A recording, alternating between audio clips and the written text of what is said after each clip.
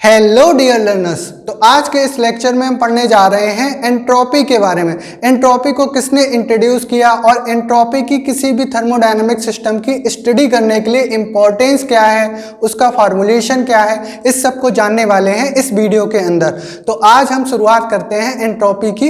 Entropy क्या होता है, हेडिंग लगा लीजिए एंट्रोपी। एंट्रोपी को किसने इंट्रोड्यूस किया था? एंट्रोपी को क्लैसियस ने 1854 में इंट्रोड्यूस किया था। The concept of entropy was first introduced by Clausius in 1854। ठीक है, और कब इंट्रोड्यूस किया था? जब वो फॉर्मुलेशन कर रहे थे या एप्लीकेशन निकाल रहे थे किसकी? सेकेंड लॉ ऑफ थर्मोडायनेमिक्स की। While working on the formulation and application of the second law of thermodynamics. It is very important thermodynamic quantity. ये बहुत ही आवश्यक थर्मोडायनेमिक क्वांटिटी होती है and has proved very useful in the study of behavior of heat engine। जो आपने heat engine पढ़ा है उसके बिहेवियर की स्टडी करने के लिए ये बहुत ही ज़्यादा इंपॉर्टेंट क्वांटिटी है। यानी किसी भी थर्मोडायनेमिक सिस्टम की अगर स्टेट आपको डिफाइन करनी है तो आपको एंट्रोपी के बारे में पता होना चाहिए। जनरली किसी भी थर्मोडायनेमिक सिस्टम की स्टडी करने के लिए हम क्या करते हैं? 3 कोऑर्डिनेट्स का यूज करते हैं, प्रेशर, वॉल्यूम और टेम्परेचर। लेकिन इन 3 कोऑर्डिनेट्स के द्वारा हमें किसी भी थर्मोडायनेमिक सिस्टम की कंप्लीट इंफॉर्मेशन प्राप्त नहीं हो पाती। तो उसके लिए एक और थर्मोडायनेमिक कोऑर्डिनेट्स की आवश्यकता होती है। इसे ही हम क्या कहते हैं? एंट्रोपी। ठीक है, ये इसको ऐसे रिप्रेजेंट किया जाता है। जैसे आपने पढ़ा होगा आइसोथर्मल प्रोसेस में हमारा टेम्परेचर कांस्टेंट रहता है, आइसोबैरिक प्रोसेस में हमारा प्रेशर कांस्टेंट रहता है और आइसोकोरिक प्रोसेस में हमारा वॉल्यूम कांस्टेंट रहता है। ठीक उसी प्रकार से एडियाबेटिक प्रोसेस में हमारी एंट्रोपी कांस्टेंट रहती है और इसको हम प्रूफ भी करेंगे कि एंट्रोपी हमारी एडियाबेटिक प्रोसेस में कांस्टेंट रहती है। अब हम एंट्रोपी को समझने के लिए यहाँ पर एक ग्राफ बनाया गया है प्रेशर और वॉल्यूम के बीच में। तो हम पहले इसको डिफाइन करेंगे। सबसे पहले इस ग्राफ को डिफाइन करेंगे तो समझते हैं क्या है हमारा। यहाँ पर वॉल्यूम और प्रेशर के लिए ग्राफ बनाया गया है। यहाँ पर हमने 3 आइसोथर्मल कर्व्स लिए हैं, I1, I2 और I3। ठीक है, जिनके टेम्परेचर्स रिस्पेक्टिवली T1, T2 और T3 हैं। यहाँ पर 3 आइसोथर्मल कर्व्स हैं, I1, I2, I3, जिनके temperatures respectively T1, T2, T3 हैं। इन तीनों आइसोथर्मल कर्व्स को 2 एडियाबेटिक कर्व्स A1 और A2 पॉइंट PQRSTU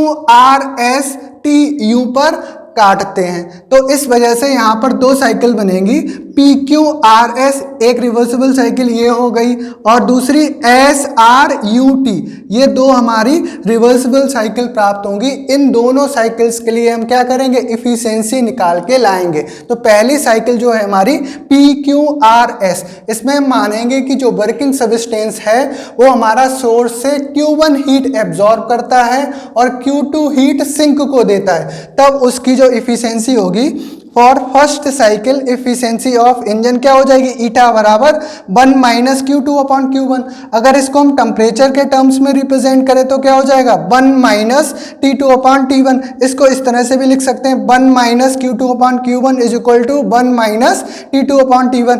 अब इसको इस तरह से भी लिख सकते हैं, Q2 अपॉन Q1 बराबर क्या हो जाएगा? T2 upon T1। ठीक है, यहाँ से T2 को अगर इसके बटे में लिख दें तो क्या हो जाएगा? Q2 upon T2 is equal to, ये ऊपर चला जाएगा, Q1 upon T1। Equation number 1 आ गई। ठीक है, ये हमारी इस तरह से भी हम इसको लिख सकते हैं, इक्वेशन नंबर 1 आ गई। अब हम क्या करेंगे? अब हम यहाँ पर सेकंड साइकिल देखेंगे। सेकंड साइकिल हमारी कौन सी है? SRUT। इसमें जो हमारा वर्किंग सबस्टेंस है मानेंगे कि Q2 हीट सोर्स से एब्जॉर्ब करता है और Q3 हीट सिंक को दे देता है। तब इस साइकिल में जो हमारी इफिशिएंसी होगी वो क्या हो जाएगी? ईटा बराबर 1 minus Q3 upon Q2 is equal to, temperature के टर्म्स में रिप्रेजेंट करें तो 1 माइनस T3 अपॉन T2।